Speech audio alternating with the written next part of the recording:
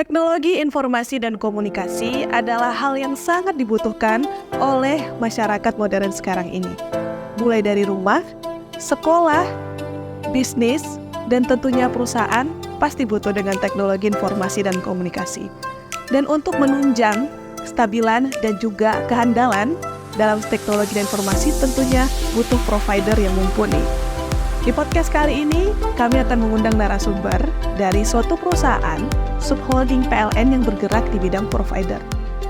Tebak siapa? Oke, yuk kita simak saja yuk sama-sama.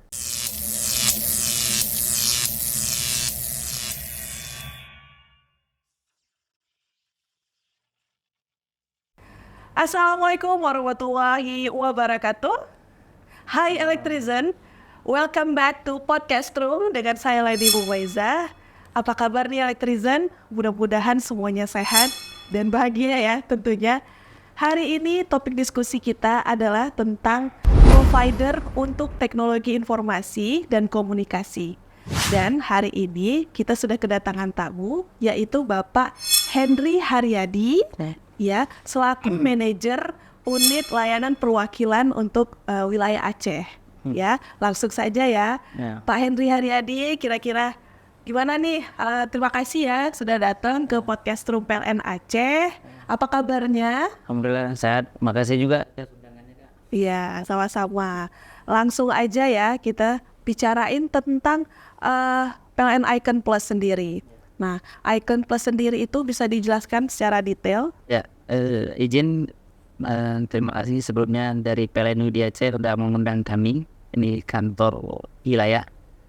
Kebetulan di sini kami sebagai anak perusahaan PLN sekarang sudah bertransformasi jadi subholding. Ya. Subholding yang memang notabene-nya mensupport kebutuhan awalnya IT-nya PLN. Nah, tahun 2020 kita bergerak di bidang retail. Tahun 2020 waktu masa-masa COVID, kebutuhan internet banyak, kemudian orang-orang nggak bisa akses keluar, kita tentu dari PLN untuk mengembangkan bisnis retail. Nah, kembali ke belakang, waktu itu dulu tahun 2000, Icon Plus sendiri itu jadi anak perusahaan, jadi bisnis baru dari PLN karena tuntutan untuk kebutuhan ICT-nya PLN. Nah, di tahun 2008 kita pembangunan jaringan di Aceh, 2009, 2010 untuk pengembangan ICT PLN sendiri PLN Aceh. Nah, sekarang alhamdulillah kita sudah eksis Iconet di Aceh sendiri. Tuh. Ini 23 kabupaten kota. Jadi udah lama ya. Udah lama. Cuman baru boomingnya di tahun 2020. Oh, oke. Jadi waktu lagi COVID nih, lagi pandemi, kebutuhan naik, jadi permintaan juga naik ya ke Icon Plus. Oke, jadi waktu itu kira-kira gimana ya? Masyarakat ini kan memang butuh, yang mungkin lebih familiar itu kan dengan provider yang misalnya yang di luar PLN. Nah, tentunya waktu itu marketingnya juga pasti ya ditingkatkan ya gitu kan. Itu kan ada suatu kesempatan ya, ada suatu chance untuk Icon Plus. Nah, kira-kira apa yang dilakukan? Jadi kalau dibilang kami awal mulanya itu untuk strategi bisnis malah memunculkan network kami tidak di tengah kota. Perannya itu bukan di red zone, tapi di daerah-daerah yang memang belum tercover jaringan. Kalau di sini Aceh Besar dan sekitarnya pinggiran kota, kemudian di daerah Tapengon, Kota Cane, daerah barat selatan itu Dampidi dan daerah-daerahnya pun bukan daerah tengah kota, tapi daerah-daerah yang memang secara infrastruktur provider lain belum masuk, Kak. Oh, oke. Strategi makan bubur nih. Ya. Baru kalau udah tengahnya udah dingin, baru kita makan itu. Oh, jadi ini penyerangannya bukan di titik konsentrator. Ini kira-kira tim diaduk atau tim nggak boleh diaduk ya? Bubur. Jadi atas dia ini apa namanya? Blunder. Udah blunder. Nggak ganti lagi buburnya. Oh gitu. Jadi iya benar nih. Jadi tim nggak diaduk dulu ya. Iya. Jadi nggak selera bangetnya. Iya, oke. Nah, jadi selain dengan bisnis untuk provider untuk telekomunikasi, kira-kira ada subjek bisnis yang lain nggak dari Icon Plus? Atau itu yang menjadi fokus utamanya? Benar kak. Jadi kalau swasta sendiri itu kalau kakak mungkin kawan-kawan dari PLN dan mau tahu itu Ya, terus dia e-commerce yang memang bisnis notabene-nya nggak punya aset. ya, Ya, jadi Icon itu harus berpikir bagaimana bisnis itu bergerak tanpa aset. ya, Nah, sekarang mungkin produknya sudah mungkin di internal PLN udah tahu namanya payment gateway Icon ya, pembayaran listrik. Kemudian nanti kita juga membangun beberapa aplikasi-aplikasi yang memang tidak menggunakan aset, Pak. Jadi itu lagi digodok sama teman-teman pusat, teman-teman digital. Nah, itu yang menjadi pemikiran kami ketika bisnis itu bergeser, Pak. Nah, memang secara network, secara infrastruktur internet itu orang-orang di mana-mana perlu. Tapi ke depannya itu kita memprediksikan internet itu kayak kita beli kacang goreng nanti ya. Harganya turun tuh. Kayak dulu kalau kita bilang orang pegang HP beli pulsa itu orang yang kelas menengah ke atas. Nah, tapi sekarang di kaki lima itu anak-anak di kaki lima jualan nunggu ibunya pegang HP. iya, Itu sudah bergeser. Jadi untuk mempertahankan eksistensi kami, nah kami akan berpikir solusi digital. Jadi sekarang bukan melihat kami menawarkan produk, tapi balik apa yang dibutuhkan oleh pelanggan. ya, Nah, jadi salah satunya misalnya dari ini internal PLN ya, misalnya PLN butuh aplikasi untuk memanage seluruh gudang dan terintegrasi. Nah, kita muncul di situ. Nah, kalau di sisi pemerintahan sekarang udah kolaborasi BUMN, ada namanya setiap gudang Bulog dulu kita termasuk dalam proyek bus mengintegrasikan satu gudang. Jadi bisa melihat satu sisi stok opnam dari setiap gudang yang tersebar senasional. Nah, ini yang bergerak kita untuk berpacu untuk berpikir bagaimana bisnis itu tidak hanya infrastruktur. Nah, kemudian salah satu adalah permintaan dari Kementerian BUMN itu adalah mengembangkan ekosistem kelistrikan. iya, Nah, nanti ke depannya kita bukan hanya jualan internet, bukan hanya jualan aplikasi, akan bergerak untuk membangun ekosistem itu, Kak. Mungkin udah muncul sekarang SPKLU, untuk dan listrikan, terus ada motor listrik, EV, singkatan produk kami itu electric vehicle, terus ada bus listrik, mobil listrik, kemudian nanti kita akan bergerak juga dengan namanya PV rooftop, photovoltaic rooftop. iya, Solar panel yang ada di atap yang akan disalurkan ke pelanggan-pelanggan dan itu akan dikelola secara IoT. Jadi masyarakat dari PLN sendiri bisa memonitor pemakaian kelistrikan dari solar panel dan kita juga tentunya berkolaborasi dengan PLN untuk integrasi secara hybrid. Jadi sumber dari PLN masuk, sumber dari PV rooftop masuk. Nah, ini juga sebenarnya tantangan, Mbak. Karena di luar sendiri itu PV rooftop itu udah hal yang biasa. Nah, kita sendiri karena kan negara berkembang agak sedikit mencontohi dari kebutuhan internasional. Nah, kita juga menjadi sense-nya harus segera cepat dan menanggapi dan lama-kelamaan memang kita, nah itulah namanya tuntutan beyond KWH. Jadi apa bisnis yang memang di luar PLN yang bisa kita tangkap. Itulah mungkin salah satu dari stakeholder membuat Icon harus bergerak cepat dengan kondisi apapun, menangkap semua solusi bisnis, solusi ICT sehingga bisa dinikmati baik secara PLN sendiri ataupun masyarakat secara luas. ternyata banyak ya. Yang mungkin dalam pikiran Electrizen sekarang ini mungkin cuman provider gitu ya. Ternyata ada payment gateway ya. Kalau kira-kira yang paling deket nih, yang paling yang bisa dirasakan dengan Electrizen itu layanan dari Icon Plus selain provider itu yang paling deket mungkin setahun atau next 2 years atau yang paling deket nih Itu motor listrik, Kak. motor listrik ya.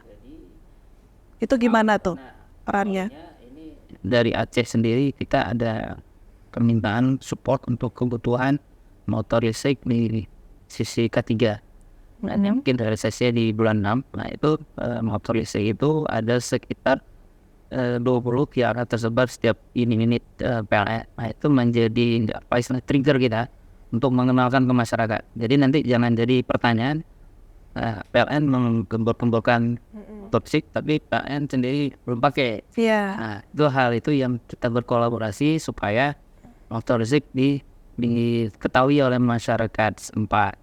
Kemudian ada nanti pelayanan teknis, PLN ID sendiri akan menggunakan daerah-daerah tertentu untuk motor listrik. Nah, nanti tim gangguannya sebagai agen kita, dari pelayanan ini sudah pakai nih motor listriknya. Jadi sangat ya masyarakat akan bertanya dan kita harap perdesaan top of mind dari masyarakat bahwa udah bisa digantikan dengan konvensional.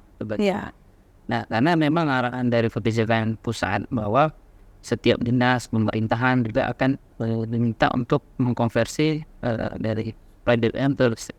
Nah, hal itu kita harus menangkap cepat, membentuk ekosistemnya sehingga tidak terkendala pada saat misalnya dari pemerintah setempat order motor listrik mobil listrik, tapi kita nggak siap nih secara charging stationnya, secara kelistrikannya. Nah, itulah kami berusaha menanggapi tuntutan dari stakeholder. Jadi dari Icon Plusnya dulu ya, internalnya dulu dikuatin dulu, dibangun, baru setelah itu kita coba tawarkan ke masyarakat. Nah, jadi hal-hal kayak gitu yang memancing supaya masyarakat tahu tentang Icon Plus. Nah, malah selama ini malah sebelumnya Kak, bahwa masyarakat itu tahunya Iconnet. Oh gitu ya, betul. Sebagai perusahaan, padahal Iconnet itu sebagai produk. Iya, produk. Nah, itu yang memang masyarakat ya kita sih nggak masalah, karena Iconnet udah melekat di masyarakat. Ya.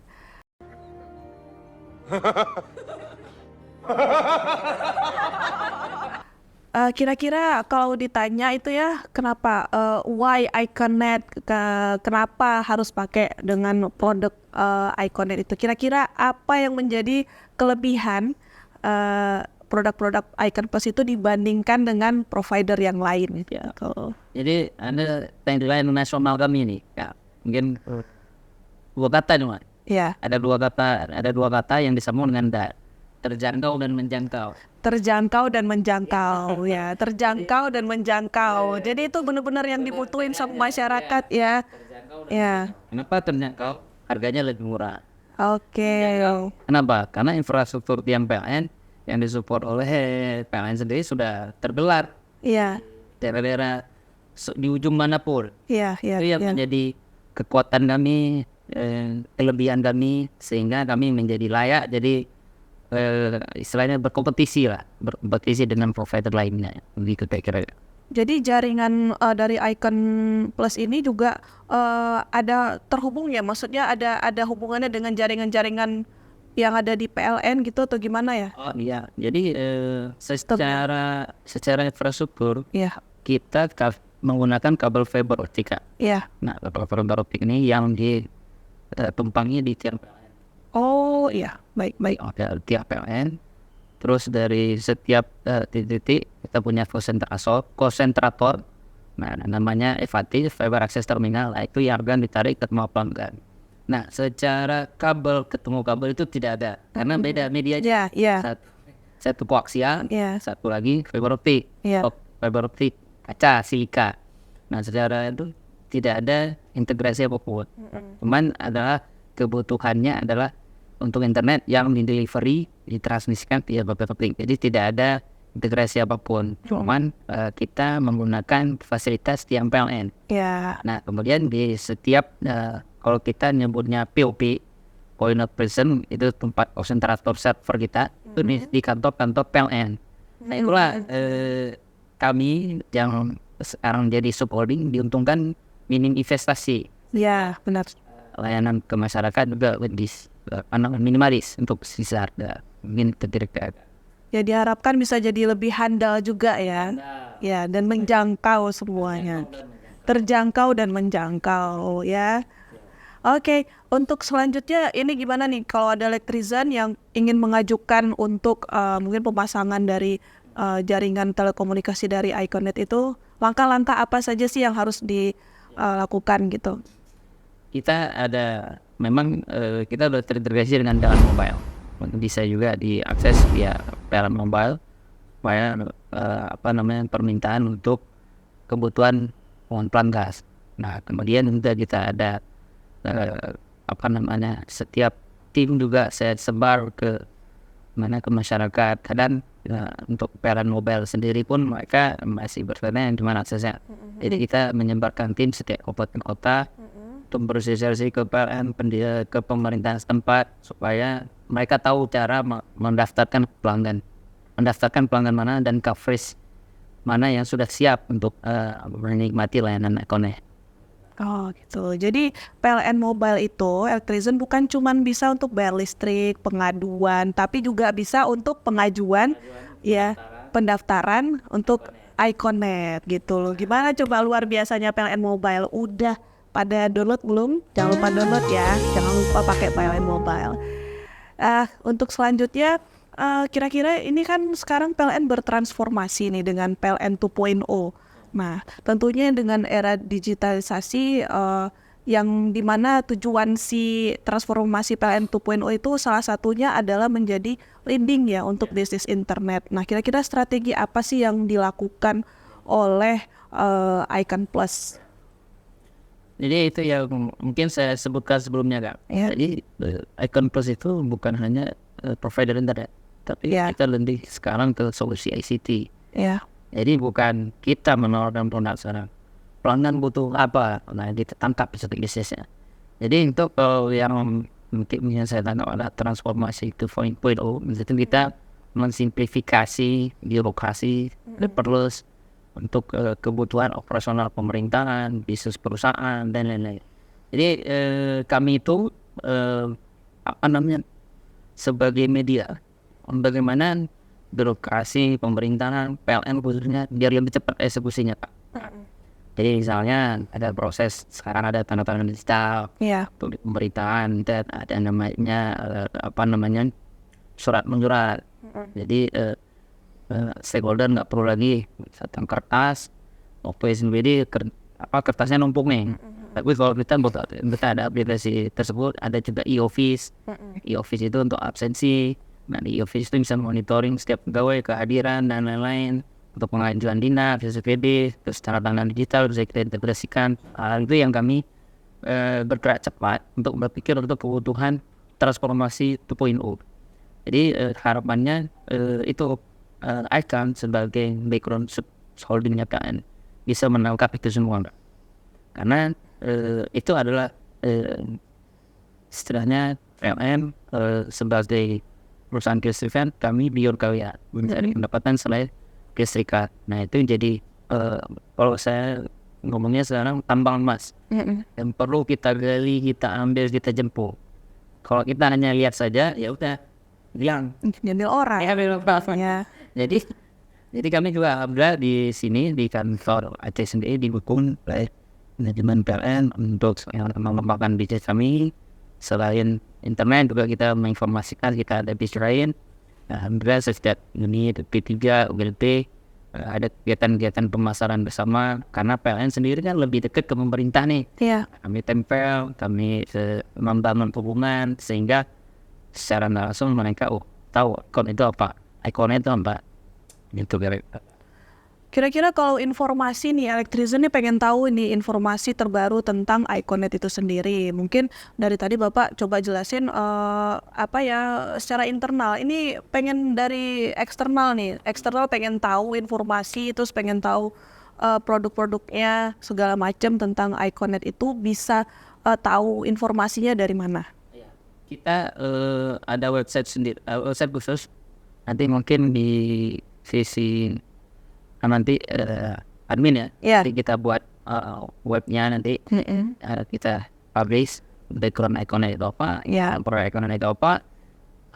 Nanti kita publish di admin ya nanti nanti jadi kawan-kawan dari eksternal juga mengetahui background dari Icon Plus sendiri.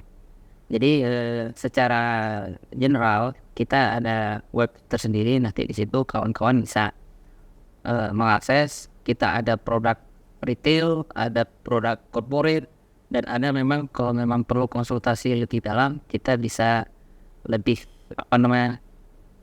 person to person, itu ada kontak personnya. Kira-kira kalau ada gangguan nih dengan jaringan Iconet itu, kira-kira ada call centernya nggak? Harus hubungin kemana nih, Alektrizen? Untuk produk Argonaut khususnya, kita punya kontak center.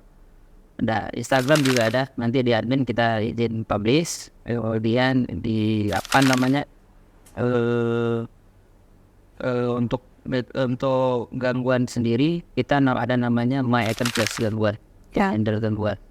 Jadi setiap pelanggan yang sudah teraktivasi Icon Plusnya, Iconetnya, kita akan minta pelanggan untuk menginstal namanya aplikasi My Icon Plus. Nah, di situ ada, nanti kita update juga di Play Store-nya, kawan-kawan bisa akses. Nah, dia biasa terintegrasi dengan email yang terdaftar waktu ngedaftar Iconet. Nah, itu waktu tim teknisi akan menginformasikan, wah ini untuk aplikasi My Icon Plus sendiri. Nah, di situ bisa open ticket, melihat gangguannya sejauh mana. Nah, itu yang kita lakukan selama ini. Terus kira-kira ada nggak tantangan atau kendala yang dihadapin oleh Icon Plus, khususnya di wilayah layanan Aceh? Mungkin Bapak sebelumnya di wilayah yang lain ya. Sekarang sudah pindah ke Aceh, itu gimana sih tantangannya gitu? Jadi kalau di Aceh sendiri ya, tantangannya adalah kultur budaya Aceh itu sangat erat ya. Jadi ketika kita perlu memasuki wilayah tertentu, minimal kita harus tahu kulturnya. Iya. Pada saat kita investasi narik kabel, nggak mungkin kan, mohon maaf, Aceh ini daerah religi. Iya. Nah, ketika kita masang Iconet, daerah pesantren tuh, daerah masjid itu, ya kan? Nah, kan rupanya dari tempuh lama sempat nggak mengizinkan buat nanti anak-anak ini nggak ke masjid nih, anak-anak itu lalai. Dua kopi. Nah, hal itu yang memang tantangan buat kita sendiri. Nah, tentu secara ya bisnis ya, secara teknologi tergantung teknologi itu mau dipakai buat apa. Nah, ada yang memang kanan dia, ke kiri ya. Jadi hal itu yang memang kami harus menyesuaikan dengan kondisi lokasi tertentu. Nah, di Aceh sendiri kan daerah yang memang terdiri dari 3 kabupaten kota, dan juga memang notabene-nya banyak suku juga yang berbeda-beda, kultur yang berbeda, orang-orang yang berbeda. Nah, itu juga kami perlu menyesuaikan secara detail. Acehnya sendiri punya background tradisi yang tinggi, agama yang bagus, dan secara detail juga punya hal-hal tersendiri yang harus disesuaikan. Dan memang di daerah-daerah tertentu kami punya strategi marketing, mempunyai agen-agen lokal untuk menyesuaikan tempat. Agen ini maksudnya untuk penjualan kita. Oke. Kita juga banyak merekrut tim teknisi lokal, jadi memahami kondisi tempat. Jadi kalau ada gangguan nih, gimana cara ngetok pintunya. Jadi selain kantor perwakilan di Banda Aceh, di kabupaten itu gimana ya cara mengcover pekerjaannya?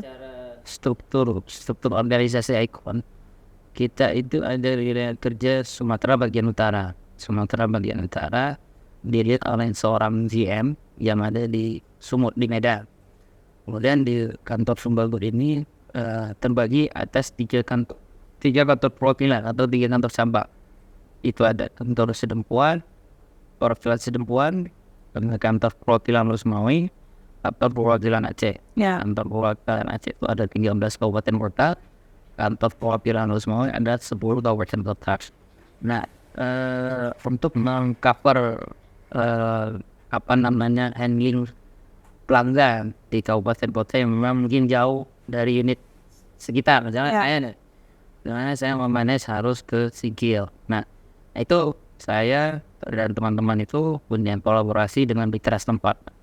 Nah, mitra setempat itu siapa misalnya mitra A ditempatkan di sana, tentu dia memahami adat budaya setempat dan dia memang terlokalisir di situ, Terus kami juga berkolaborasi dengan unit-unit layanan pelanggan PLN. Oh ya. Untuk ya pasti dari pelanggan itu akan ke kantor unit PLN setempat. Iya, Kita iya. swallowing dari PLN. Itu kira-kira strategi dari kami. Tapi untuk secara SDM kami memang ya perlu memang banyak kerjasama, perlu banyak melakukan kemitraan karena dengan efisiensi optimalisasi SDM kita harus mengembangkan bisnis sebanyak-banyaknya. Karena itulah bagian dari transformasi digital. Iya. Orang sedikit menghasilkan banyak hasil. Iya. Ya, gitu. Benar sekali. Dan tentunya banyak ya tantangan-tantangannya, bukan hanya itu saja. Kayak ini nih baru-baru ini Bang Elon Musk udah nyampe ke Bali tuh.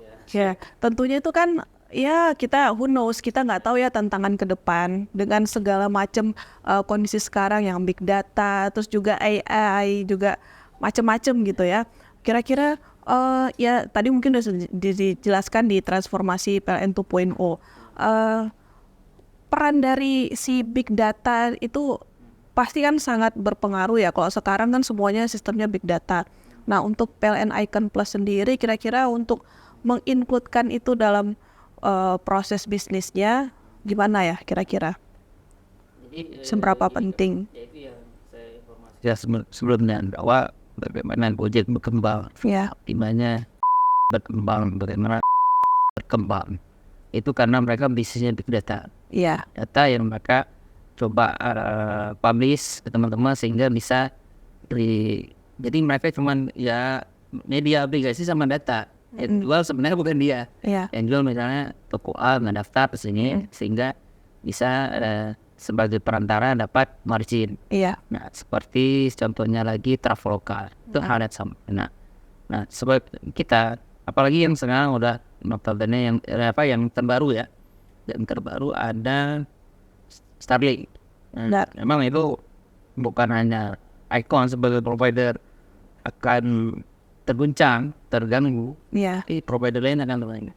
Nah, caranya bagaimana? Nah, pasti kita harus bangun kemitraan juga, berkolaborasi dengan kita. Nah, itu yang terdepan. Nah, kalau yang mau jangka panjang ya memang Icon tuh harus berpikir seperti Elon Musk.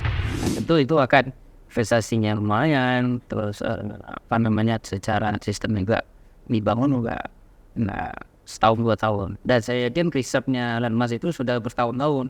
Iya. Baru sekarang kita nikmati. Nah, mungkin bisa jadi di Amerika sudah banyak Elon Musk lain yang menciptakan satelit, internet satelit yang murah dan handal. Karena yang saya dengar memang orbit satelitnya itu nggak jauh dari bumi. Nah, kalau yang selama ini teknologi satelit orbitnya sangat-sangat jauh, sekian ribu kilometer, dan untuk aksesnya pun performanya agak kurang. Artinya sangat kecil, sangat besar, sehingga data yang sampai pun sangat lambat. Nah, itu daerah-daerah yang kepulauan yang menggunakan itu. Oke, terima kasih Pak Henry atas informasinya hari ini. Jadi teman-teman Electrizen yang kira-kira butuh untuk jasa untuk provider itu bisa langsung ke PLN Mobile ya. PLN Mobile bisa langsung nanti ada layanan untuk pengajuan dari Iconet itu sendiri ya. Jadi Iconet ini dengan Iconet ini insya Allah sudah handal jaringannya, jadi bisa jadi andalan teman-teman untuk bertransaksi sehari-hari ya, untuk di rumah atau di kantor dan dimanapun. Oke, sekian podcast kita pada hari ini ya. Teman-teman jangan lupa like, subscribe dan komen, nyalain notifnya, share ke teman-teman dan keluarga. Kita ketemu lagi insya Allah next time di Podcast Room. Saya Lani Mumaiza. Assalamualaikum warahmatullahi wabarakatuh. Bye.